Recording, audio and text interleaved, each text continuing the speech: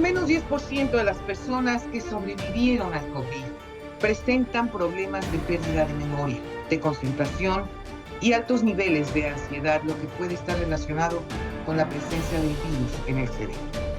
Estudios del 2020 y 2021 revelan que cuando el virus ataca el sistema nervioso central, tiene la capacidad de adherirse a las células nerviosas y a las neuronas. Y esto ocasiona lo que se conoce como isquemia cerebral o hemorragia cerebral. Se cree que a futuro esto podría llevar a problemas crónicos como por ejemplo el Alzheimer y el Parkinson. Para poder hablar de esta hipótesis y la importancia de este estudio, esta noche me acompaña el doctor Mauricio Rodríguez Álvarez, vocero de la Comisión para la Atención de la Emergencia COVID-19 en la Universidad Nacional Autónoma de México. Quédese con nosotros esta noche, les aseguro el programa va a estar muy, muy interesante. Esto es Frente a Frente, periodismo con responsabilidad. Comenzamos.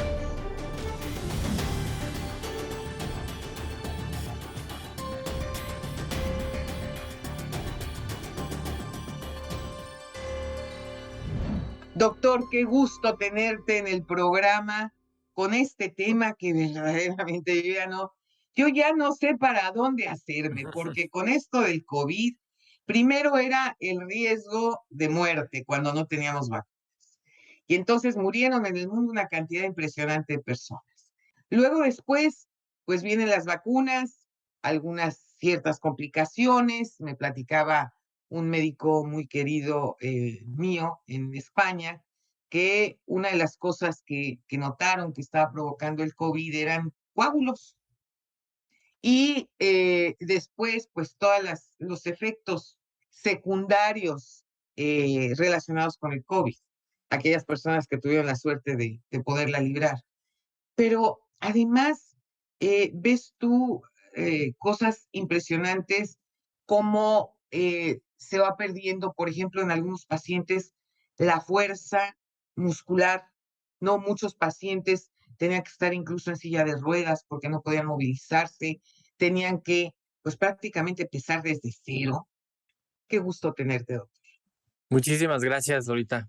Saludos a toda la audiencia. Gracias por la confianza, por invitarnos y por siempre poner los temas pues que están inquietando a la audiencia, ¿no? Que están siendo parte del nuevo repertorio de enfermedades, ¿no? Este de catálogo de condición post-COVID, que así es como hay que llamarle a esta enfermedad técnicamente. Habría que empezar todos a acostumbrarnos a decirle condición post-COVID, y es precisamente toda esta serie de signos y síntomas que aparecen pues varios meses después de que te recuperas del COVID y que no se le pueden atribuir específicamente a algo, pero que sí te interfieren con la vida cotidiana. Entonces, ya lo describías desde dificultad respiratoria, como esta neblina mental, ¿no? Como falta de De concentración claridad, claro.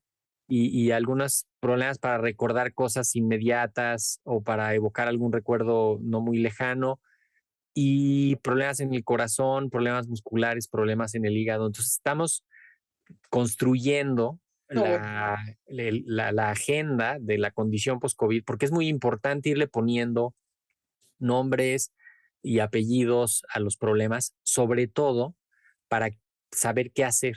Necesitamos guías de práctica clínica y las necesitamos pues con todo el rigor científico, sin conflicto de interés, porque pues ese va a ser un tema muy delicado precisamente por la carga de enfermedad que va a provocar en los siguientes meses y años, ¿no? a ver, aquí todos estos efectos secundarios, porque al final de la jornada eso es, ¿no? Los efectos secundarios post-COVID que la gente pues no sabía, y no sabía porque esta es una enfermedad muy nueva, Claro. ¿no? Es decir, y los efectos también muchas veces, por ejemplo, de las vacunas, porque también eso pasa. Es absolutamente difícil lograr descifrar la causalidad Sí, en estos fenómenos. Y eso mismo es ahora con lo que estamos viendo de los trastornos neurológicos y de los trastornos psiquiátricos en las personas que se recuperan de COVID. Y vale la pena también hacer una reflexión importante porque o sea, la condición post-COVID hemos ido viendo que no es igual de cuando empezó el problema. O sea, los pacientes que se recuperaron de las primeras infecciones es diferente de los que se recuperaron después y desde luego de los que se Es recuperaron que son distintas cepas, con ¿no? las siguientes variantes Claro. o estando vacunados. Sí, Entonces, sí, sí, sí. hemos ido viendo y tratando de descifrar. Definitivamente a quienes peor les ha ido y probablemente les va a ir, pues es a los que les dio primero, a los Sí, que claro, les dio el virus original y a los que les dio sin vacuna y que se complicaron y que no había tratamientos y que no había protocolos de atención. claro. Ahorita estamos viendo ya casi puros casos ambulatorios. En Estados Unidos todavía no están en ese escenario, pero en México en esta quinta ola vimos muy poquitas hospitalizaciones en comparación con lo anterior, la mayoría de casos leves, la mayoría de casos ambulatorios, y eso también el riesgo de secuelas también es menor, pero en el sistema nervioso se está viendo que puede haber como un proceso inflamatorio después de recuperarte y eso te Sí. puede provocar algunos problemas dentro del cerebro que van a tener repercusión incluso en lo cognitivo, como decías, que puede ser irse hacia pues, un trastorno cognitivo como tipo demencias de cuenta, ¿no? Como yo he visto en muchos pacientes, doctor, y me llama mucho la atención que han tenido COVID, que tienen una especie como de ausencias, Sí, ¿no? Que de repente se quedan así en frizz, ¿de qué estaba hablando? Y se les ve el avión. sí. Sí, aquí pues hay que hacer toda una valoración neurológica profesional y completa, una batería quizá de estudios y de exploración completa para identificar algo de manera oportuna o para descartar algunas otras cosas.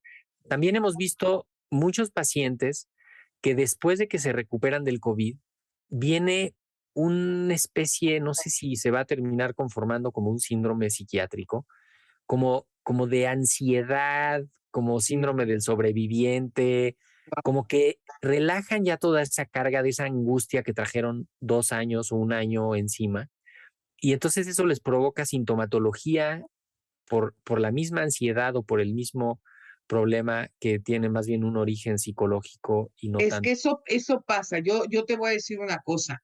Yo, por ejemplo, y a mí me choca ponerme ejemplo, pero bueno, en este caso te lo comparto. Sí, muchas mañanas me despierto con una profunda angustia. ¿Por qué? Porque se murieron muchas personas cercanas a mí, Sí, gente querida. Y entonces te despiertas así con esa sensación de decir, pero ¿por qué se fueron? O sea, todavía tenían muchas cosas que hacer, era gente muy sana, que hacía ejercicio, que no fumaba, que no tomaba, es decir, que estaban en una edad que todavía tenían la posibilidad de vivir intensamente para ellos y sus familias, y con el COVID, en cuestión de días se fueron. sí, sí, eso es, de por sí eso es lo inexplicable de la muerte, ¿no? La muerte siempre nos obliga y nos invita a pensar en esas, pues en esas preguntas fundamentales de qué somos, por qué estamos aquí, qué nos falta, qué tenemos. Y COVID aceleró mucho eso y nos lo puso muy de cerca a muchos que Horrible. no lo Le, hubiéramos le tenido. hablamos de tú a la muerte, Sí, si me sí, permites tú esa y, descripción. no, absolutamente. Y eso pues también genera y viene una ola de enfermedad mental, de depresión, Depresión. suicidio, ansiedad, violencia intrafamiliar, adicciones, violencia contra las mujeres. Viene una ola de eso, ya la estamos viendo. Y además, todos estos otros problemas biológicos propiamente por la Claro. presencia del virus o de algún pedacito del virus o de la respuesta inmune hecha para el virus que también están dando mucho problema, ¿no? En particular, lo del sistema nervioso me parece que es muy relevante porque sí se ha visto que puede acelerar procesos de deterioro cognitivo, que es Sí, justamente hacia la demencia. Y lo otro que se ha visto es que durante la pandemia la gente se desconectó de muchas actividades y de muchos estímulos que son los que te mantienen vivo.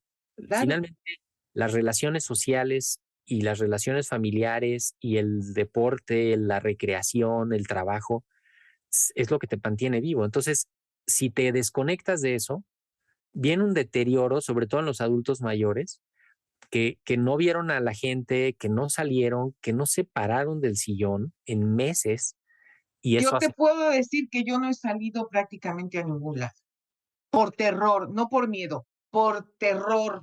Pero también para tu tranquilidad, ya no estamos en febrero del 2020. Sí.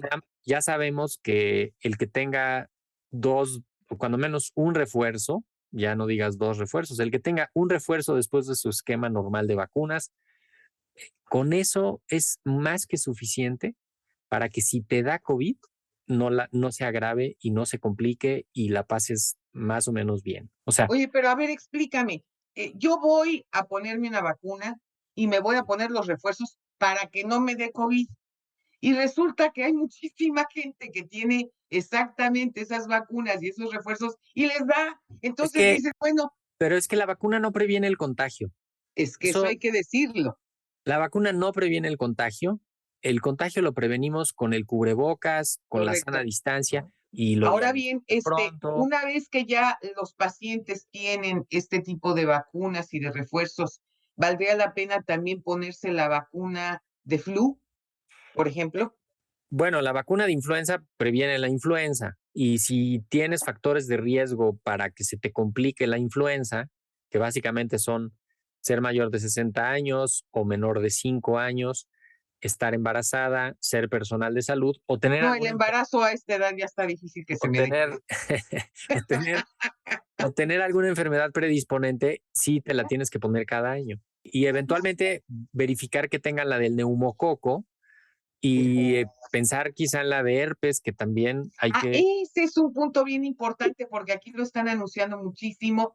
Fíjate que es increíble la cantidad de personas que se están quejando hoy en día que tienen herpes Ujú, y herpes zóster y que dicen que es sí. dolorosísimo. Pero sí conviene entonces ponerse esa vacuna, doctor. Sí, sobre todo si tienes el antecedente de herpes, hay que ponérsela. O sea, te reduce la frecuencia y la intensidad de Pero los dicen de las aquí recaídas. que de 5 personas, 3 ya tienen incluso el virus adentro que puede de alguna manera, proyectarse, ¿no? Y Sí, provocarles herpes zóster. sí, además, después de los 60 años hay un proceso en el cuerpo de envejecimiento también del sistema inmune y justamente a todos los que les dio varicela de niños, tienen el riesgo de que por ahí ande el virus de herpes guardado y después se reactiva y puede provocarte algún problema también parecido a las lesiones. Y eso se previene con esta vacuna. Este problema nos ha vuelto la mirada y pues la forma en la que vivimos la salud individual y colectiva, nos la ha volteado de cabeza, así que pues tenemos que sacarlo mejor. Absolutamente, doctor. Pues, yo te quiero agradecer enormemente que hayas estado conmigo esta noche. Decirle a todo mi público que no se pierda nuestro próximo programa, porque México tiene en este momento son tiempos de cambio, tiempos de dar la cara, tiempos para hablar frente a frente, y yo, con permiso, me voy a poner la vacuna. Ahí nos vemos. Hasta luego.